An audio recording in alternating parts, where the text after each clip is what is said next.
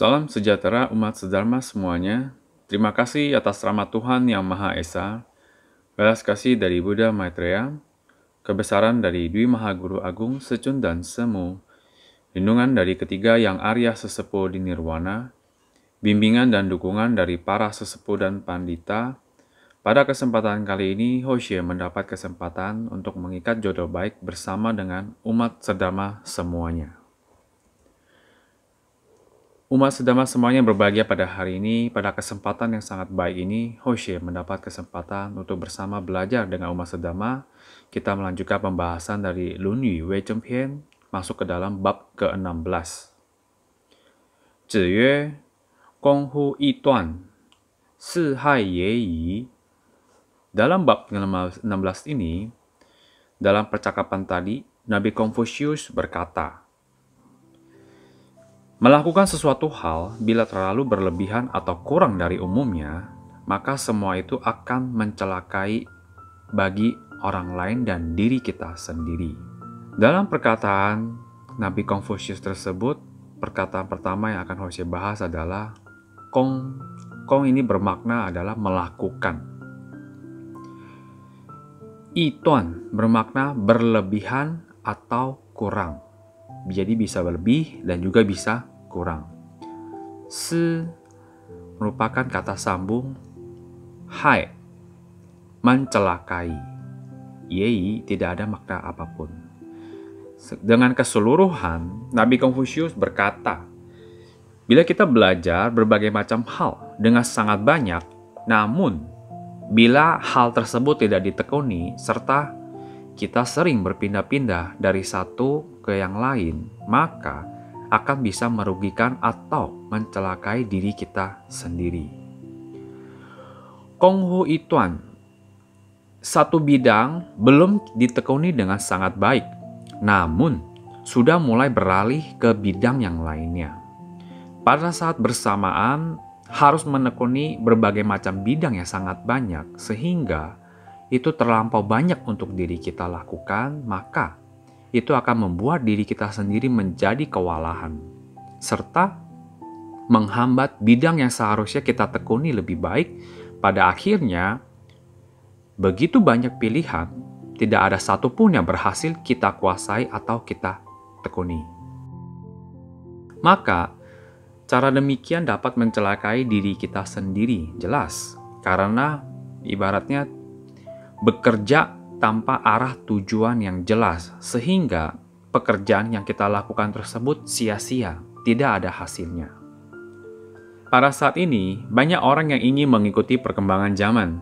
Namun, banyak sekali perkembangan zaman ini membuat diri manusia menjadi melenceng, tidak berada di tengah lagi, sehingga malah mencelakakan diri sendiri. Bahkan, yang kita lakukan menjadi tidak dipandang oleh orang lain. Kita tidak dihormati oleh orang lain. Perkembangan zaman saat ini, kehidupan dalam masyarakat dituntut untuk memiliki keahlian pada bidangnya masing-masing. Maka, banyak sekali bidang yang kita tekuni dan perlu kita pelajari, tinjau ulang, dan memperbaikinya. Ingat, terlalu percaya diri juga tidak tepat. Karena saat itu akan menjadi sebuah celah bagi diri kita sendiri untuk jatuh ke dalam sebuah lubang. Diperlukan peninjauan kembali lagi, diperlukan evaluasi, introspeksi lagi. Maka baru bisa kita memperbaiki kekurangan yang ada. Lalu kita baru dapat menyempurnakannya. Bila banyak bidang yang ditekuni, tentu kita harus konsisten atas apa yang kita lakukan. Diperlukan sebuah komitmen yang sangat tinggi untuk bisa mempertahankannya. Maka, demikian kita lakukan, kita akan bisa berhasil menjadi orang yang sukses. Karena kita berada pada jalur yang tengah, jalur yang tepat, jalur yang seharusnya kita berada. Bila hanya kita lakukan setengah-setengah hati saja, itu akan mengakibatkan diri sendiri menjadi kewalahan dan dapat mencelakai kita diri sendiri pada ujung-ujungnya. Ituan, dalam istilah wadah ketuhanan, kita melakukan sesuatu hal yang membelakangi hati nurani. membelakangi kebenaran dari sebuah Tao, membelakangi kebenaran sejati. Wejangan para Buddha dan kitab suci selalu mengingatkan kita sebagai umat manusia harus selalu berada di tengah, tidak berat sebelah. Lebih dikenal sebagai Zongyong Zidao atau tengah sempurna. Buddha mengatakan, pusatkan hati dan pikiran pada sesuatu, maka tidak ada yang tidak bisa kita lakukan. Bila sebaliknya, hati kita berpencar, maka semua hal yang kita lakukan tidak akan pernah sukses, tidak akan pernah berhasil, tidak ada satupun yang bisa kita sempurnakan. Karena hati kita tidak sepenuhnya sungguh-sungguh dalam melakukan hal tersebut, dan juga terlalu banyak sekali hati kita dipecah untuk dibagi ke dalam berbagai macam bidang. Ditambah lagi iman kita yang tidak kuat, karena mudah tergoda oleh hal lainnya. Sehingga sebagai pembina diri, tidak boleh tidak memahami kebenaran sejati ini, yaitu memusatkan hati dan pikiran. Jangan sampai hati dan pikiran kita terpencar-pencar. Pusatkanlah. Dahulu, ada seorang pembina yang tinggi, di mana pembinaan diri dia ini bisa tergolong sudah sangat baik sekali. Suatu kali dia pergi ke daerah pegunungan. Lalu di atas puncak gunung tersebut, dia melihat sebuah gubuk kecil. Dari luar, gubuk kecil tersebut memancarkan cahaya yang sangat terang sekali. Maka dia berpikir bahwa seharusnya di dalam gubuk yang kecil ini, ada orang yang pembinanya lebih tinggi dibanding dia. Maka dia pun masuk ke dalam gubuk kecil tersebut untuk melihat siapa yang ada di dalam gubuk tersebut. Saat dia masuk ke dalam, ternyata dia hanya melihat seorang kakek tua. Orang tua tersebut dikatakan juga tidak mengenal huruf, dia juga tidak menguasai kitab suci, dan yang dia lakukan hanyalah membaca Om Mani Padme Hum saja. Lalu setelah dia mendengar orang tua tersebut mengatakan hal tersebut, dia memperhatikan lebih seksama. Ternyata yang dibacakan oleh orang tua tersebut ada 2 huruf yang salah dieja. Maka dia pun membimbing orang tua tersebut untuk membaca yang benar, ibaratnya memberitahu pembacaan yang benar seperti apa. Setelah itu, pergilah dia meninggalkan orang tua tersebut. Maka dalam perjalanan, dia pun berpendapat kali ini orang tua tersebut membaca sudah lebih benar dibanding sebelumnya. Maka seharusnya dia akan bisa mencapai tingkat yang lebih tinggi lagi dibanding sebelumnya. Setahun kemudian tak terasa pun berlalu, dia kembali lagi ke gunung tersebut dan pergi mencari orang tua itu apakah masih ada atau tidak. Dan ternyata orang tua tersebut masih berada di dalam gubuk kecil tersebut sedang membina diri.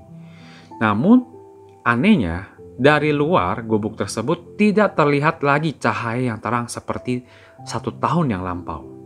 Lalu dengan penasaran, dia berbincang dengan orang tua tersebut. Akhirnya, karena atas bimbingan pembetulan pembacaan 2 huruf yang salah, orang tua tersebut dia menjadi tidak fokus seperti sebelumnya membaca. Karena dia menjadi terikat dan sangat menjadi hati-hati pada saat dia membacakan huruf-huruf tersebut, terlebih 2 huruf yang diperbaikinya. Pada saat itu, hatinya tidak bisa tenang, tidak bisa terpusat pikirannya, karena terikat oleh 2 huruf yang salah tersebut.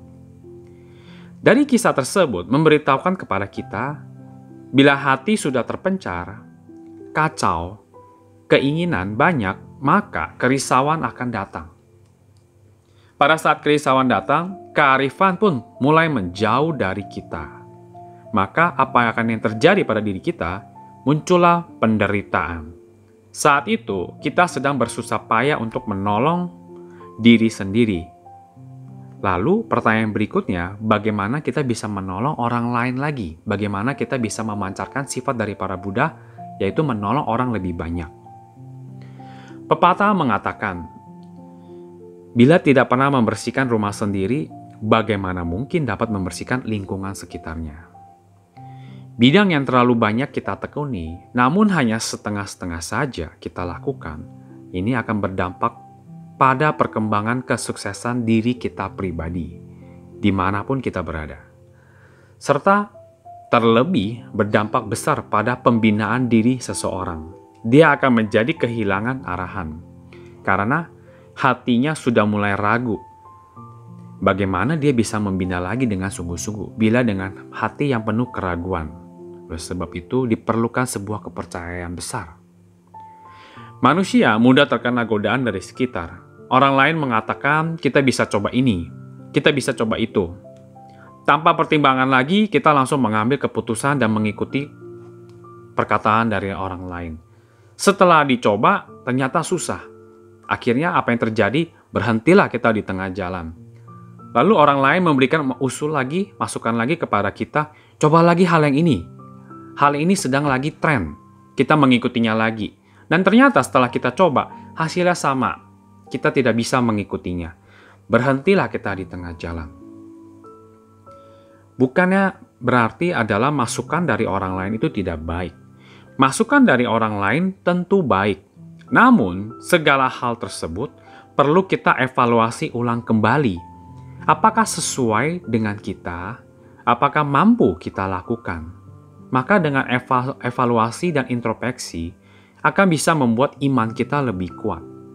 Sehingga pada saat itu kita tidak akan mudah terkena godaan dari perkataan orang lain. Kita sudah memahami betul apa sebenarnya yang kita inginkan dan kita lakukan. Nabi Konfusius mengatakan, kita harus bisa menerima berbagai macam masukan, namun tetap konsisten pada prinsip kebenaran. Ini logika yang diberikan kepada kita semua. Mendengar, mengevaluasi, bertindak. Inilah dimaksud dengan Zongyong Zidao, tengah sempurna. Anda sudah sangat memahami dan menguasai apa yang sedang dilakukan. Pada saat itu, Anda akan sangat berhasil pada hal yang Anda lakukan tersebut. Dan juga terlebih pada saat Anda melakukan pembinaan diri. Tidak ada keraguan pada saat itu pembinaan Anda akan semakin lancar. Tengah ibarat jalan kebenaran. Lalu kedua sisi yang seimbang merupakan budi moral manusia. Maka ini yang perlu dilakukan dalam kehidupan kita. Tata susila bila berlebihan dilakukan akan disebut berpura-pura saja. Tata susila bila kurang dilakukan akan disebut kurang sopan. Berlebihan tidak baik, kurang juga tidak baik. Maka diperlukan pas-pasan, berada di tengah. Ini yang disebut sebagai li jie. Tahu demikianlah, tidak berlebih, tidak kurang.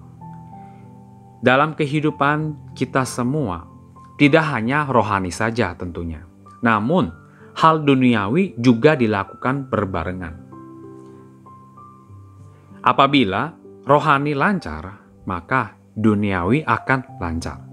Itu adalah kebenaran yang disampaikan para pendahulu. Membina diri tidak hanya dari segi intern saja, atau hanya belajar saja, baca kitab suci saja, sembahyang saja, itu saja. Tidak. Namun harus ada segi ekstern yang harus kita lakukan. Setelah belajar, apa yang telah kita pelajari, ya kita lakukan dalam kehidupan kita. Intern dan ekstern bersatu padu. Oleh sebab itu, tidak boleh salah satu saja yang hanya kita lakukan. Bila demikian, kita intern dan ekstern bisa berbarengan kita lakukan, maka pembinaan kita akan bisa lebih sempurna. Pada kesempatan kali ini, Hoshe berbagi dengan umat serdama dengan Lunyi Wechengpian, bab ke-16 ini. Semoga Dharma ini bisa bermanfaat untuk kita semua. Bila ada perkataan yang salah dalam penyampaian, mohon pengampunan dari Tuhan Yang Maha Esa, bimbingan para pandita. Semoga Tuhan selalu memberkati kita semua. Kita semua terhindar dari mara bahaya dan bencana. Semoga semua makhluk berbahagia. Terima kasih.